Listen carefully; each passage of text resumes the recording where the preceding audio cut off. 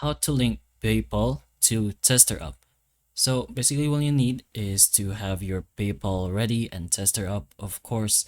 So this way, you won't have to worry about what step to do next, but the link should be directly found in Testerup itself.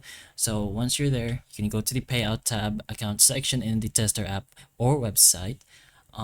If you haven't already completed face identity verification, you will have to do so. On Testerup, you can complete the face verification process, which is required before your payouts. But once you have done that, you can choose PayPal as your payment option. Testerup calls this seamless payouts with PayPal. So if you have already done a connection with PayPal once, it should automatically link PayPal with Testerup immediately or directly. So submit the payout request or link confirmation, and if you follow any additional instructions they display, it will be, of course, much better.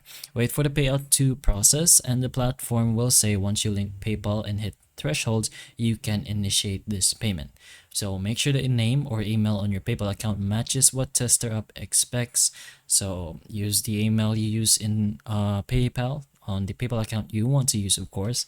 Don't skip the verifications. Check that you've met the minimum payout threshold before doing anything, and ensure your region is also supported for PayPal payouts, since some offers or tasks may be region locked.